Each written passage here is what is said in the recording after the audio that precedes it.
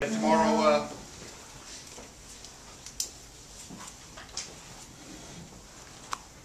Milos will attempt to win his second career ATP World Tour title, and with the win today, he'll move into the top 40 for this first time around number 37, and that'll be the highest-ranked Canadian in ATP ranking history. Okay, questions for Milos? Is it still all going too fast for you? You can get used to this. No, it's coming nicely, and I'm acknowledging it all and taking as much as I can from it, but focusing on the next day and doing what I need to do for tomorrow's final. And it's amazing to be in two finals in a row, especially in the ATP 500, and everything, after you get the results, everything else comes with it, the ranking, whatnot, but it just, the thing I'm most proud of is my level of development, and everything else comes after.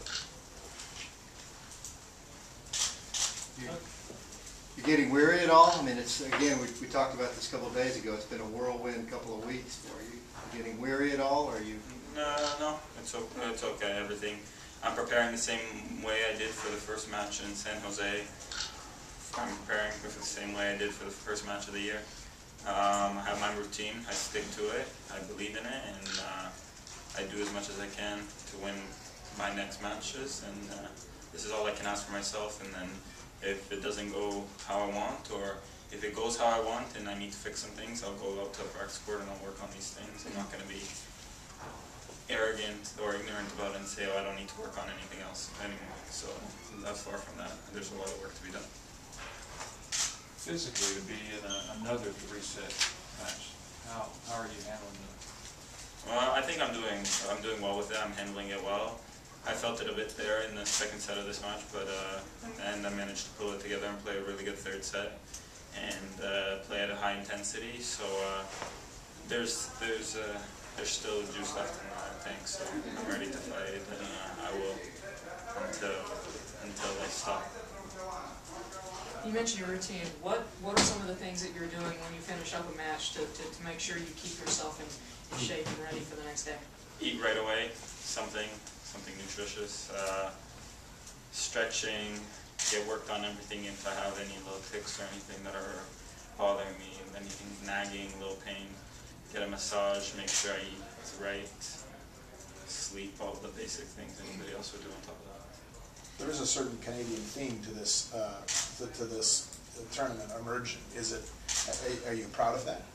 Yeah, there was a lot of snow here last week. So Canada coming in, giving us a warm welcome, and so that was a good start for us, not for everybody else from Memphis. But no, it's good, and it's something for us to be proud of, and also not just tennis, but all of Canada to be proud of, and it's something amazing developing.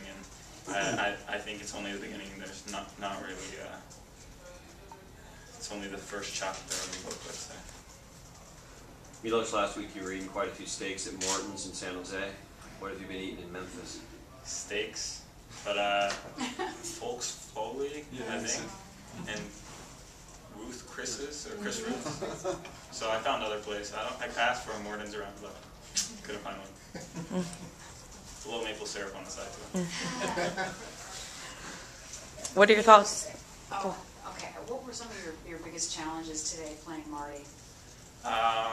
He's able to do a lot, and he's able to impose his game. First, it was overcoming that second set, getting back into it. And secondly, after that, it was making sure that I stay on top of it and close out. There was a few close games there in the second set, and luckily they went my way. And I felt the thing I did the best was I kept applying my game and sort of trying to keep him off balance more than he could do that to me. So I think it made him uncomfortable, and it sort of played the game the way I wanted to play, more so than his way. Did you notice how far he seemed to be backing up for your first serve, trying to pick it up a little bit better? Have you had opponents stand that far back off the baseline? Yeah, but I think I deal well with it because I'm able to hit all four serves, all four corners, and from that far back, if you guess wrong and it's an angle serve, it's too hard to get back into a point. So I think I managed well with that, and I think I did well on that, and then at the end there, I think I was trying to slice him off the court a bit too much, and I put a bit more pace behind the serve, and so I kept him guessing more, and that's why I had a good game there before the last game when I managed to break. We talked about the Canadian thing. Is it, growing up there though, is it, there's never been a top 10 Canadian player. Doesn't put a cap on your, do you ever question whether it's possible to become an elite tennis player from Canada? Nobody, I mean, Daniel Lester's had some success obviously, but no one's ever done it. Yeah, no, simply, I'm doing this for myself, and Canada's supportive of me, and they've always helped me, and I'm representing them, but in the end of the day, this is for myself. Never, from when I was young, never did compare myself to Canadian tennis players. I always wanted to achieve more than that, so I always kept setting high goals for myself and wanting to do more, and do more than what people expect of me, and do more than even what I expected myself, but I've always set myself high expectations, and I've demanded a lot for myself mentally and physically, and I've tried to improve as much as I can. You really seem to be able to up your level of play on really important points. Is that something that comes naturally to you, playing under pressure that way and bringing up your level, or is that something you talk about, like playing a riskier point?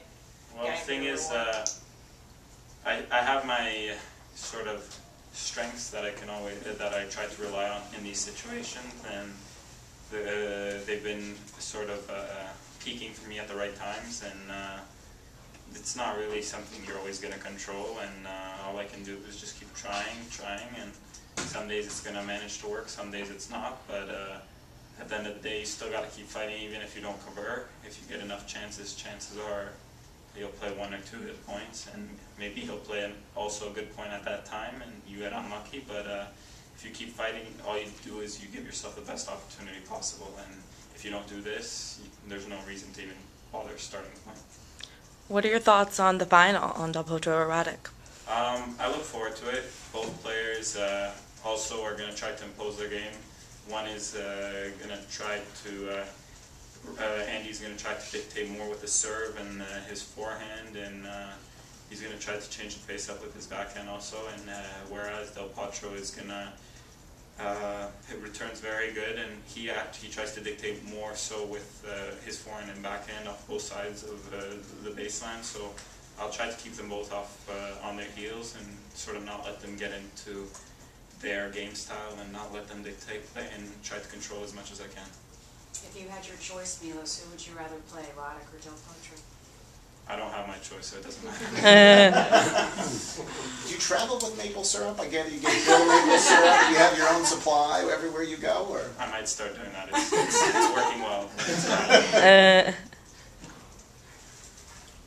Talk about your routine that you've developed. What were you doing a year ago when you were in Challengers after a match? What was different? I was trying to do the same thing, but there weren't the same resources. It's a lot different. You have physios here, you have massage therapists here that can help with this, and whereas at physios and massage therapists at tournaments, yeah, they have them sometimes, but they're not as qualified and because you don't see them that many weeks in a row, they don't know you as well what you're expecting. Whereas, for example, this week Hugo is here and from the ATP, and he's taking care. I met him in Chennai. He was there in Australia. He's here now. I know it's only 3 weeks, but he's going to know me better than a guy I met 2 days ago. So this obviously helps, and the resources are there, and the ATP provides it, and I try to use as much as I can to give myself the best possible opportunity for the next day. Your serve is such a weapon. Has that always been a natural service motion? Is that something that you're really working on in your player development, or is that always there? I've always done a lot of work, but it's also always come naturally. So you're never going to have it just come naturally, or if it's not natural, you can work your way through it, but you're sort of going to have, I guess, a certain point where you reach a limitation. So I've sort of been fortunate to have both aspects of that, and I've never sort of complained or bothered with the work, or it's never bothered me. It's come easy to me, and I've enjoyed it always. Do you keep adding power to the serve, and do you think there's more there? You have to be people start getting it back, maybe.